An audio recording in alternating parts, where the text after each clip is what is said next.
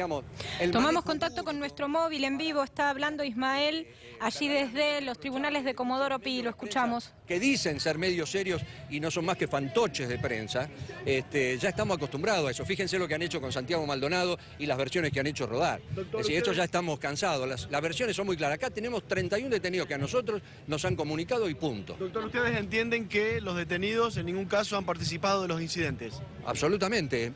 Voy a dar, para no cansar, voy a dar solamente 3 ejemplos. 2 compañeros de ustedes, de la Red Nacional de Medios Alternativos, fueron detenidos por filmar lo que estaba pasando. Literalmente. Literalmente. Son 2 trabajadores de prensa que están detenidos por eso. Hay un fotógrafo de ATE que está detenido por la misma razón. Y hay un maestro, un hombre que tiene problemas, que ha tenido una embolia, y hace 2 años que viene con ese proceso, se tiene que anticoagular, está con medicación suministrada en el mismo lugar de detención, que evidentemente no pudo salir del lugar y así fue levantado.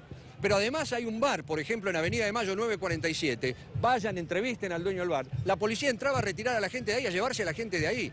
Cuando fue la marcha del Día de la Mujer, el 8 de marzo, hicieron lo mismo con otro colectivo de chicas, entraron a los bares y hicieron exactamente lo mismo. Entonces, estos inscriben la misma lógica de llevarse detenidos en una racia, en una redada, a la mayor cantidad de gente posible para después hacerlos sufrir lo que están sufriendo ¿Qué lectura hacen de los incidentes, doctor? ¿Quiénes los provocaron? No sé, yo no puedo afirmar quiénes provocaron los incidentes. Lo que sí puedo afirmar es que de los detenidos ninguno estuvo en esos incidentes. ¿Responsabiliza al gobierno? No tengas ninguna duda. Yo responsabilizo al gobierno primero por la desaparición de Santiago Maldonado, que me parece que es lo que no hay que perder de eje. Y responsabilizo al gobierno porque creo que estuvo más preocupado en generar una noticia a las 10 de la noche del viernes, horario básico, para que esto sea lo que se trate y no la repercusión de una extraordinaria movilización popular que está exigiendo la aparición con vida de Santiago Maldonado. ¿Qué va a pasar ahora, doctor? ¿Van a declarar los 31 detenidos? ¿Ustedes ya pidieron la excarcelación de ellos? Nosotros ahora nos vamos a entrevistar con los detenidos, después vamos a asistirlos en la audiencia indagatoria y finalmente vamos a presentar la excarcelación, sí. ¿Vimos que pasaron algunos familiares también? ¿Ellos pudieron hablar con los detenidos? No, nadie puede hablar con los detenidos hasta que no sea la audiencia previa porque están incomunicados. Siguen incomunicados. Claro. Hasta que lo podamos entrevistar nosotros. No, los familiares no pasaron, los familiares hablan con nosotros para designarnos, para proponernos como abogados. ¿La jornada se puede extender hasta mañana también? No te puedo decir, sí, supongo que sí. Yo calculo que por la cantidad de gente, por los trámites normales, puede ser, no te puedo afirmar nada. Doctor, teniendo en cuenta que hay tantas imágenes hasta de la propia policía que estuvo grabando en el lugar, ¿ustedes tienen algún elemento para aportar, además de la declaración de cada uno de los detenidos, para demostrar que ellos no fueron los que generaron los incidentes? Yo lo primero que quiero decir es que quien invoca, quien acusa, es el que debe probar. Entonces yo quiero ver qué es lo que tienen para imputarle a esta gente que está detenido esta calificación.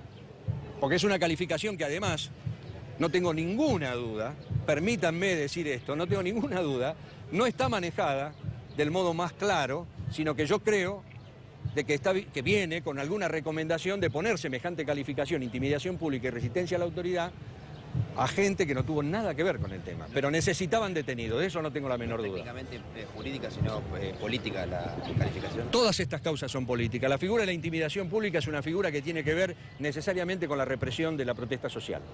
Estas son figuras que se definen a partir de esa necesidad del poder político de turno. Y este tipo de figuras se colocan para eso.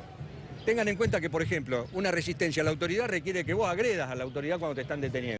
¿Usted confía que los puedan liberar en las próximas horas? Yo en lo único que confío es en la movilización popular. Confío en que cuanto más cantidad de gente salga a las calles y pida por la libertad, hay una realidad que es incontrastable. Yo en los únicos que confío es en las fuerzas que el pueblo pone en las calles cuando sale a gritar su verdad como salió el viernes, por ejemplo. Bueno, de hecho la declaración estaba prevista para mañana y después termina adelantándola para hoy. Sí, pero ahí hay una cuestión técnica también, las 24 horas, y creo que la conferencia de prensa de ayer, donde nosotros insistimos... Bueno, muy bien, ahí estábamos compartiendo entonces las primeras declaraciones que hay de los abogados de Correpi respecto de, bueno, ahora lo que tiene que ver con las declaraciones indagatorias allí en Comodoro Pi. Está con nosotros, la verdad, un placer tenerlo un domingo a la mañana acá y acompañarnos, el constitucionalista Eduardo Barcesat, para tratar de entender lo que nos está pasando desde el punto de vista también institucional respecto de la crisis que ha desatado la desaparición de Santiago Maldonado. No sé por dónde quiere empezar. ¿Por qué es desaparición forzada? Tal vez sería el buen comienzo para examinar esto.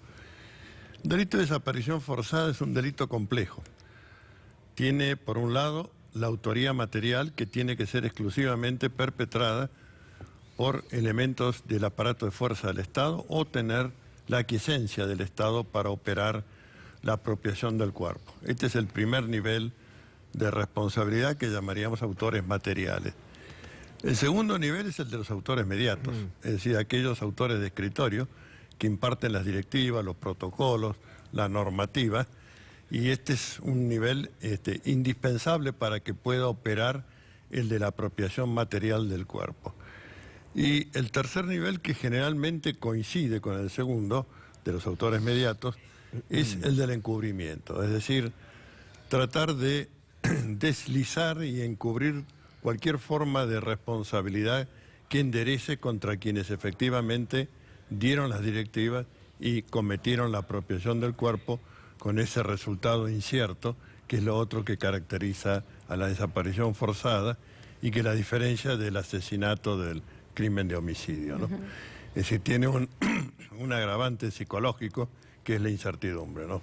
Y creo que para los familiares y para la sociedad es tremendo esto de tener que estar conviviendo todos los días con esa incertidumbre de qué le pasó, qué no le pasó. Racionalmente, uno puede suponer ya a esta altura, con el tiempo que ha pasado, que la suerte de Santiago Maldonado ha sido la peor. Pero no puede ni asumirlo y decirlo, ni transmitirlo así, porque está asumiendo una responsabilidad que es del Estado, la de brindar certeza sobre la suerte del desaparecido. Doctor, ¿por qué piensa que el Estado no se hace cargo de esta carátula de desaparición forzada e incluso la ministra en este caso tiene una defensa tan absoluta por las fuerzas de seguridad, puntualmente por la Gendarmería, siendo que, según la propia abogada de la causa de Santiago Maldonado, quien habló con nosotros el domingo pasado, ella habla de testigos y que figura en el expediente que estos testigos ven que a Santiago lo lleva la Gendarmería? Bueno, la respuesta está en lo que pusimos en el encabezamiento de la denuncia penal por el encubrimiento de desaparición forzada, y que es una frase de Thomas Hobbes en el Leviatán, que el crimen mayor es aquel que se comete a conciencia de su impunidad. Es decir, yo creo que esta actitud es parte de la soberbia del gobierno, de que puede hacer lo que le parezca, lo que haga a sus fines, es decir, han avasallado las potestades del Congreso de la Nación, en buena medida en complicidad con quienes no han sabido ejercer el mandato popular, han sometido a la justicia de la peor forma, de esto no me cabe ninguna duda, y en función de esta supresión de la división de poderes, estamos frente a una situación de excepcionalidad institucional, no tan visible como cuando es un golpe de Estado y una dictadura militar, pero no por eso menos perversa. Es decir, cuando un poder del gobierno federal no ejerce la potestad que la Constitución le da, el que carece de ellas se apropia de esas potestades y en la misma medida deja de regir la Constitución nacional. Más allá de lo que usted está diciendo, yo quisiera preguntarle si desde el punto de vista investigativo, esto es una investigación difícil. ¿Usted la considera como abogado como una investigación difícil? Bueno, no creo que la caracterización y tipificación penal sea difícil ni suscite duda, eso no. Los dos órganos de la Convención Regional y de la Convención Internacional sobre tutela de la desaparición forzada de personas han emitido la calificación de inmediato de conocidos los hechos, y estos son expertos. Eso no le van a errar el chuzazo. De manera que no está ahí la complejidad. La complejidad está en cuando tienen que darle la investigación al mismo juez que impartió la orden, por cuestiones de competencia territorial, la fiscal que en un momento pide el cambio de calificación, gracias, el cambio de calificación de averiguación de paradero por investigación de desaparición forzada de personas. Y luego, después de una entrevista con la Procuración General de la Nación, sorpresivamente cambia y pone duda o expresa dudas de que haya sido personal de Gendarmería. Seamos claros, si esta operación se ha producido en un lugar que es prácticamente un desierto, donde no hay otra fuerza de intervención que no sea Gendarmería, si han visto quienes fueron víctimas del operativo que se lo llevaban a Maldonado, si hay videos que lo muestran. La en el ministra lugar. dice que son 2 encapuchados los que declararon. Bueno, son 2 testigos de identidad protegida de los cuales ella quebró el secreto de la identidad poniéndolos en situación de riesgo. Pero perdón, hasta- pero déjame que te diga lo que esto. me Hay una distinción, doctor, ahí. Lo que me diga Una Bullrich, cosa es... No, está bien. A ver, lo que yo le estoy preguntando es lo siguiente. ¿Tiene mayor o menor validez 2 testigos que estaban encapuchados al momento de declarar ante la justicia? yo creo que en tanto la justicia reciba la declaración tiene la misma valía. De ninguna manera eso desmerece, siendo perseguidos y víctimas de un hostigamiento. Fíjense toda la semántica que se ha generado por este gobierno pretendiendo convertir a los pueblos originarios, aquellos a quienes se les concedió en el 94, y enhorabuena, la cláusula de reparación histórica de la Constitución que reconoce la titularidad en común sobre las tierras de sus ancestros, están siendo, diría, perversamente desplazados, Claro, porque- victimizados, etcétera, y ahora muestran incluso armas de guerra que son instrumentos de labranza o de uso cotidiano en cualquier casa y por supuesto para quien vive en el campo. Le hago dos preguntas, doctor, con respecto a esto. Primero, ¿por qué todavía sigue el secreto de sumario? Y yo ayer escuchaba que por parte del juez y el fiscal que están tratando esta causa, que ellos no habían podido cruzar este río porque los mapuches habían ofrecido resistencia. Es como que constantemente culpan de el no accionar o la no investigación, en este caso a los pueblos originarios, que es un poco también lo que usted dice. Este no avance por cuestiones que tienen que ver con que no tenían la seguridad suficiente para cruzar, con que ellos se resistieron, no podían pasar dentro de ese territorio, que es el lugar clave, aparentemente, donde lo tendrían que haber buscado a Maldonado. Bueno, yo creo que es absolutamente pueril el relato de Gendarmería, pero no se puede concebir siquiera en una investigación penal que no se haya todavía citado, así sea prestar testimonial, no digo ya indagatoria, sino testimonial, a quienes integraban el destacamento que operó en estas circunstancias, porque eso es del ABC de la investigación, o la investigación sobre los celulares, no solamente sobre ese celular que recibió un llamado celular de Maldonado, sino sobre los celulares de Gendarmería.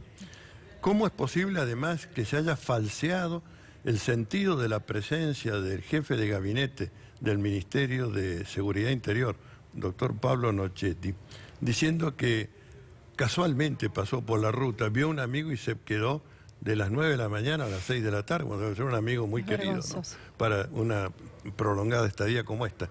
Bueno, yo creo que esto va a llevar a la Argentina a una condena propiciada por el órgano regional y el órgano internacional. Yo aguardo que la investigación que hemos promovido como Liga Argentina por los Derechos del Hombre y con el patrocinio letrado de los abogados que integramos el Instituto Sampay, posibilite esclarecer este nivel de responsabilidad de autores mediatos y de encubridores, que son los funcionarios, la cúpula del Poder Ejecutivo y la cúpula de la Gendarmería Me quedo con Nacional. algo que usted dijo recién de que no citaron a declarar a los gendarmes. No han citado a declarar a los gendarmes todavía. ¿Y qué están esperando?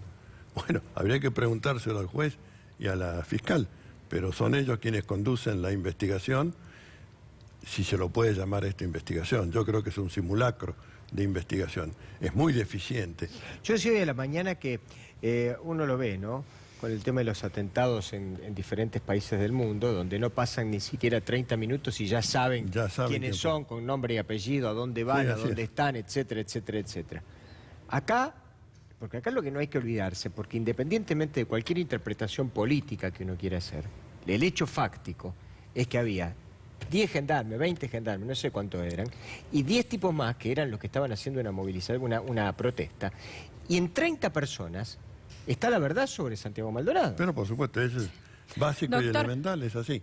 Lo invito a ver una placa Sí, cómo no. con información de uno de los amigos de Santiago Maldonado. Sería el último amigo que lo vio el 25 de julio, el día del cumpleaños de Santiago. Tomamos una cerveza juntos, llegó a las 23 al bar El Sol y cerca de la 1 de la madrugada se fue a su casa. Tobías, amigo de Santiago, quien lo vio el 25 de julio, unos días antes de que Santiago desapareciera y que no supiéramos más nada. Esto lo decía Tobías, quien no sabemos si le tomaron declaración. No, lo que pasa es que, ojo que el puestero dijo que el 21, ustedes recuerdan la historia esta del puestero que dice que le dio una cuchillada a uno de los que ingresó, Sí. un hecho tremendo también lo que le pasó a ese hombre, pero él no sabe identificarlo, pero eso fue el 21. Este chico Entonces, habla del estamos 25. hablando de que se había dicho entonces de que el puestero le podía haber dado la cuchillada a Maldonado. Lo que pasa es que este chico ya el 25 dice, a mí me llamó por teléfono. Aparte es muy fácil, si se saben los números de teléfono de Santiago Maldonado. Bueno, pero... Entre el 21 y el 25, si recibe llamadas telefónicas, está más que claro. Sí, bueno, hubo dos versiones. Esta versión y la versión del accidente de tránsito en Chile, que finalmente fue desmentida por la Interpol chilena, donde dijeron que no tenía nada que ver con Santiago Maldonado ese accidente. Eso es parte del obrar delictivo que calificamos de encubrimiento. No cabe ninguna duda. Sembrar pistas falsas. Embarrar la cancha. Embarrar la cancha, distraer a la opinión pública. Algunos comunicadores sociales que ponen un rostro engolado y dicen, última noticia, se determinó el paradero de Santiago Maldonado. Estuvo en Gualeguaychú, estuvo en Entre Ríos, estuvo en Osorno. Bueno, nada de eso es cierto, nada de eso se sostiene más de 15 minutos o una hora, pero por el avance de las declaraciones de testigos, sabemos ahora también que ha habido elementos, me refiero recursos humanos y materiales de la estancia Benetton, que han sido empleados con motivo del operativo. No específicamente para el secuestro de Maldonado, pero sí para colaborar con la Gendarmería. Y creo que esto también señala hacia qué intereses son los que se están protegiendo. Son intereses económicos de los grandes terratenientes de la Pampa Argentina. De manera que todo esto genera el cuadro de autoría del Estado y del Gobierno Nacional y la consecuente responsabilización. El día martes, el martes 5, a las 10:30 de la mañana, tenemos que ratificar la denuncia, aportar un dossier documental que anunciamos en el texto de la misma, y el fiscal es el doctor Federico Delgado. Yo creo que es uno de los fiscales que todos reconocemos como uno de los hombres más competentes de las fiscalías federales, un hombre independiente además, por lo que aguardo que se delegue en él la instrucción fiscal para que tengamos una actividad acorde a la gravedad institucional de este hecho. Lo que pasa, doctor, que digamos, es siempre la misma historia. Las primeras 48, 72 horas, la primera semana, quiere ponerlo como un plazo, digamos, grande, son claves y fundamentales. Ya acá ha pasado un mes, y en un mes se puede hacer cualquier desaguisado. Entonces, lo que, digamos, llama a perder en algún sentido la paciencia es la falta de efectividad que tenemos a la hora de las situaciones emblemáticas en la República Argentina para poder resolverla, y esta es una de ellas. Bueno, es cierto, pero recordemos que, tomando el caso de Francia y los atentados, etcétera, o de Barcelona, allí evidentemente hay un divorcio necesario entre quienes cometen el hecho y el aparato de fuerza del Estado. El aparato de fuerza y de investigación criminológica actúa siguiendo, bueno, la persecución del hecho criminoso cometido. Sí. Acá el hecho criminoso parte del Estado. Es decir, por eso es que la investigación no se hace, o se hace mal, o se encubre, o se distorsiona. Y todo no eso. hay ganas de que se conozca la verdad Barcesat, también. Un fiscal o un juez, no sé a quién le... Porque yo con esta historia de que los que investigan son los fiscales y los jueces no sé qué, ya tengo una ensalada de que no sé a quién le tiene que tomar declaración. Pero a esta altura del partido, es que no se le haya tomado una indagatoria a las personas que estuvieron, al listado de las personas que estuvieron ahí, la verdad es una vergüenza. Bueno, pero es lo que ha ocurrido. Es lo que ha ocurrido y lo que demuestra la imbricación de este crimen que es calificado como crimen de lesa humanidad por las convenciones. Y sobre esto quiero decir, es una tremenda, dolorosa paradoja que la Argentina y su movimiento de derechos humanos y juristas que fueron los que impulsaron en la década del 80 ya. 1981 arrancó el primer proyecto sobre desaparición forzada de personas en el coloquio de París. Bueno, a partir de allí, hasta que se logró su conversión primero en Convención Interamericana y luego en Convención Internacional, la Argentina fue impulsora. La Argentina fue el primer país en ratificar. La Argentina lo convierte después de la reforma constitucional y a través del novedoso mecanismo que aprobamos de incorporación constitucional por ratificación con una mayoría calificada por el Congreso de la Nación, son parte de la ley suprema de la Nación, tienen la jerarquía de cláusula constitucional. Bueno, en este país, señero, pionero en esta materia, aparece este hecho criminoso, crimen de lesa humanidad, imprescriptible, de jurisdicción universal. En muchos aspectos, ¿no? Se retrocede mucho. Bueno, es un bochorno, es un bochorno. Escúcheme, doctor, ¿y si Santiago Maldonado, porque forma parte de la hipótesis de trabajo, si Santiago Maldonado no aparece, pasan los días, pasa la semana, pasan los meses, pasa un año y Santiago Maldonado no aparece? ¿Cómo termina esta historia? Bueno, como hecho que habilita la jurisdicción universal, si no hay una justicia idónea aquí, tendrá que buscarse en los órganos regional e internacional o en el de un país que haya ratificado alguna de estas dos convenciones y que preste su aparato jurisdiccional para hacer la investigación que no se supo o no se quiso hacer en territorio de la nación argentina, ¿no? Doctor, ¿qué análisis hace de lo que pasó el día viernes? Se convoca a esta multitudinaria marcha para pedir por la aparición de Santiago Maldonado con vida, habla su hermano Sergio, y después todo termina teñido de un sabor amargo por los incidentes, por las 31 personas detenidas. ¿Qué piensa que pasó? Bueno, yo no puedo testimoniar qué pasó porque yo me retiré antes de que concluyera el acto. Hasta ese momento era un acto de perfecta normalidad. He visto montones de familias con bebés en brazos asistiendo al acto. Después veo por la televisión lo que ocurre, las corridas, incendios, gas pimienta, represión. Luego me entero por los abogados de los organismos de derechos humanos que se trata, la mayoría de los detenidos, de personas que no tenían ninguna participación en ningún desmán y que inversamente hubo personal de las fuerzas policiales vestido de civil. Y esto me provocó a mí un